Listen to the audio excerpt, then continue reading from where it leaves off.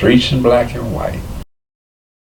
So as I journeyed down this road, telling you about the young things in life that I did, how we used to sneak in buildings, how we used to sneak on the subway, sneak on buses, sneak on venues where they had some type of event. Oh, we did it all. I'm not saying that I was a perfect child growing up in New York.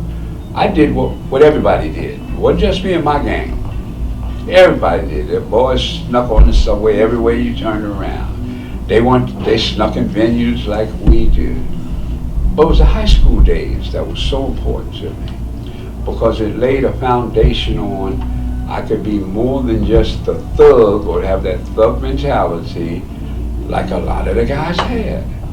Now, I'm not faulting them for what they did because most of them paid the price of doing what they did. Just so happens that me and my little gang, the boys on the block, in the streets, decided we wanted something better for our lives. So as I went to fashion industry, like I explained, I learned the clothing industry, and I started to work in the industry. And then I saw the prejudice that was thrown upon me by me being in this industry. And all of a sudden, I got a chance to work it. Working this clothing industry, it showed me the whole scope of the clothing industry. I learned every facet that there is about clothing by working in it. So, as I moved forward in life, I got a chance to work at Macy's, at Barney's, had a few other men's stores that are not recognizable to anybody. There was a very exclusive men's store when I was growing up called Weber and Hellrunner. Weber and Hellrunner was a real high-end men's store. And I got a chance to see high-end men, higher than when I eventually started working for Ori. We were low-end compared to what they were. See, we made custom-made suits back then for $125. Ready-made suits, high-end, started at $300 to $400. We made custom-made suits, made them for entertainers, all of this. So I'm in this industry that I got into. Now I'm gonna lead you into how I physically got into it because I had no idea that was the second part of changing my life, of getting in that industry. I went to the employment agency in the school. Like I said, we had one in the school, a New York State employment agency, right in the school. I was looking for a job. Well, they started out sending me to jobs in the factories. So I got the whole scope of working in the factories. But I was still a kid from the street. I'd go to work, come home, hang out in the streets some more. Now I began to get old enough to go into establishments where they sold alcohol. Now back in those days, you can go into those establishments when you were 18 years old. So when I was 18 years old, now I could legally go. Now we used to sneak in them because you darken up your mustache a little, put a little darkness down here if you had 2 or 3 strands on your thing, and you could go in them clubs because they didn't check ID. If you had some money, and normally what we did back then, we were kids, so that you knew you would get served. You'd go into the club and you'd take some money out your pocket and slap it on the counter and order what you wanted. You think they were going to turn that money away, even though they didn't ask you for ID? Because they were supposed to, by law, they were supposed to. If you didn't look old enough, they were supposed to, they started calling carding you. Back then, it was just asking for your ID. Now, put that money on the counter, tell the bartender, "Give me scotch and water." Like he was a big shot. He looked at that money and reached for that scotch and water. Gave you that scotch and water. Think nothing of it. So when I finally turned 18, I started doing this when I was 17, going into establishments, because Harlem was such a unique place. And I told you, all over Harlem, you heard music almost 24/7. Every other block had something going on. All you saw was the hustlers in the streets and the prostitutes in the street. Streets in black and white teach you something if you grow up in those days. And like I said, I'm talking about the 50s and the 60s going into the 70s. So now I'm in the workforce. And I started working, like I told you, at Macy's. That was my first real job. The other jobs were passing me into Macy's. So when I finally left Macy's and I went to work for Barney's, I got laid off that summer because of their slowdown period. But they told me once again that I could come back once they started rehiring again. But at that particular time, I got married, I had a child on the way, and I needed a job. So I needed to get work, and I couldn't wait the period of time while I was unemployed to start earning a living again. So I go to now I'm no longer going to the state to get a job. Now I'm going to the to the school where they had a state place, but that was mainly for students. I'm out of school now. Been out of school now for almost 2 years. So now I go to the state employment agency. And at that particular time, I was still just 19. Hadn't turned 20 yet. About to turn 20, but I wasn't. And if you ever been to the employment agency, the state unemployment employment agency in New York, it's a trip. There might be 2,000 or 3,000 people waiting in line to talk to a representative to see if you could get a job. They had jobs because, once again, I'm in the clothing industry. I'm not looking for that type of. The clothing industry had thousands of jobs to pick from, but I didn't want a factory job. So I'm standing in line waiting patiently, and it's hot, and no air conditioning in New York, so it's hot in there. This is summertime. This was August. You ever been to New York in August? Boy, you talk about it being hot, and nobody has air conditioning. So here we are, standing in line. And the person at the counter, I was next in line, well, that person left the front of the counter and walked away, and I started to proceed to the opening up there. Got shut down real quick. The lady said, "Where do you think you're going?" I said, "Whoa, you know your space was available." She said, "Get back in that line until I call you." I backed on up.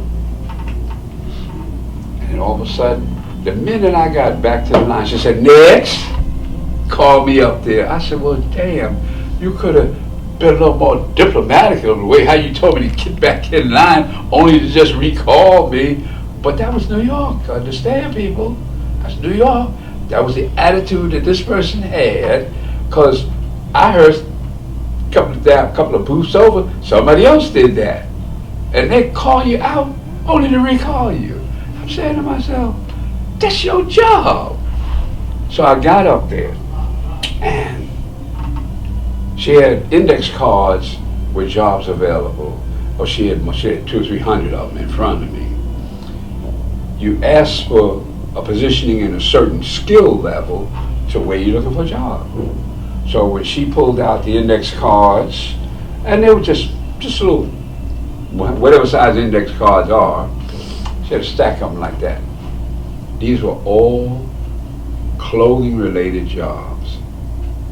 She started telling me, "Well, you got this factory and that." I said, "Lady, I'm trying not to get a factory job. I want to be a tailor like I've been trained to be." I said, "I want to be a tailor." So She thumbed through and she found a card and she said, well, I got one tailoring job opening. You might be interested in it. Now, this is a black lady talking to a black boy. The job was in Harlem. So I said, okay, I take it. Now, you know, I grew up in Harlem. I'm familiar with streets and everything in Harlem. Ain't nothing in Harlem I don't know about. So I said, I'll take it. Job was on 125th Street. 217 West 125th Street. Now, when you grow up in New York, especially on 125th Street, you know where the store is, but you don't know where the number is. So I said 217. I'm trying to figure out where's 217. I done walked across 125th Street 100 times. I don't know where 217 was. So I take the A train, that hot, sweaty A train from downtown, from the State Employment Division up to Harlem. It's like home for me. Now understand, I still live in Harlem, but I don't live close to 125th Street anymore. I done moved up to 145th Street. It's only 20 blocks. But at any rate, I get off the train and I proceed. Train stopped on St. Nicholas Avenue on 125th Street. So I started looking for the numbers, and all of a sudden I noticed that the numbers were real high there. Now all my life I've been going this route. I didn't physically know what the numbers were. So I'm in the numbers, and I didn't realize, I didn't know about the numerical way they set up numbers. And it was almost like every block was a group of numbers in the hundreds. So if you had the hundreds in this block, the next block was the 200s, the next block was the 300s, so on and so on. So I don't know, so I started looking at it. So I get up St. Nicholas Avenue, and all of a sudden, the numbers are in, the numbers were in like 502, something like that. I got to go to 217. So, just like magic, the minute I start walking, there's a brother walk up to me, and he's trying to tell me, he said, man, I got these watches you could buy. And I didn't see that all my life. We called it slum jewelry back then.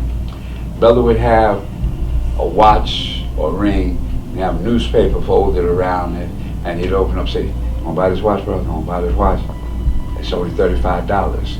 Price tag got $200 something on it. Hey man, good deal, good deal, good deal. Or he'd have a ring or something. Or the brother would open up his coat full of slum jewelry, as we called it. Now, if you grow up in Harlem, you know about slum jewelry. You'd be surprised at how many folk walk across 125th Street didn't know about that. They would buy this stuff. If it was a watch, Omega was a real popular watch back then. They were selling Omega watch. That watch would cost like $100 something, but here's a guy gonna sell it to you for $30, $35. Had to always be careful, and tell you why. Look at the spelling. Omega wasn't spelled like Omega, it was Omega in there. But when you flash it real quick, and you close the newspaper, flash real quick, say, whoa, this is an Omega watch. Get it, it's Omega. See? Or whatever the name was. Cartier would be Coutier, you know, whatever it was. They had the slum jewelry. I found out later in life, because I didn't know, all those years guys were hustling this stuff, I didn't know how they got it or where they got it from. Then I found out. I go down to the merchandise mart. The watch or the rings, that'd be $2 or $3. They selling them for $35, but they got that little suggested retail price of hundreds of dollars.